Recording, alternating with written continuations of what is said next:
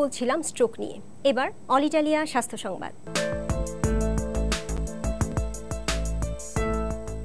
All Italia স্বাস্থ্য সংবাদ জানাচ্ছি, আমি শাহাদাত হোসেন।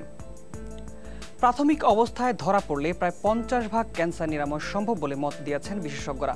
4 ফেব্রুয়ারি বিশ্ব ক্যান্সার দিবস উপলক্ষে আয়োজিত এক র্যালি শেষে সমাবেশে তারা এই কথা বলেন। রাজধানীর জাতীয় জাদুঘর থেকে প্রেস ক্লাব পর্যন্ত এই র্যালির আয়োজন করে বাংলাদেশ ক্যান্সার সোসাইটি ও বেশ কয়েকটি সহযোগী সংগঠন।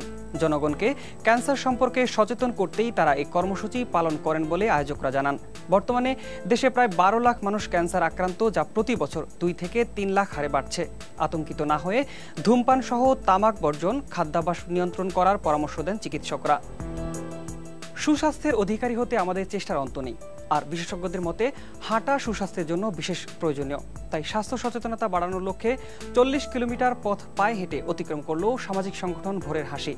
শুক্রবার সকালে ঢাকার কদমতলার বাসাবো মাঠ থেকে রওনা হয়ে র্যালিটি মুন্সিগঞ্জের শ্রীনগরে বিজ্ঞানী জগদীশ চন্দ্র বসুর বাসভবনে গিয়ে শেষ হয়।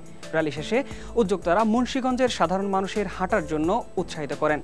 আয়োজকরা জনগণকে সচেতন করতে হৃৎপিণ্ড, মস্তিষ্ক এবং শরীরের অন্য সব অঙ্গ প্রত্যঙ্গ সচল রাখতে হাঁটার বিকল্প নেই বলে জানান। মাত্র 12 ঘন্টার ব্যবধানে 7 জোড়া টেস্ট টিউব শিশুর জন্ম দিয়ে বিশ্ব রেকর্ডের পাতায় জায়গা করে নিল ভারত।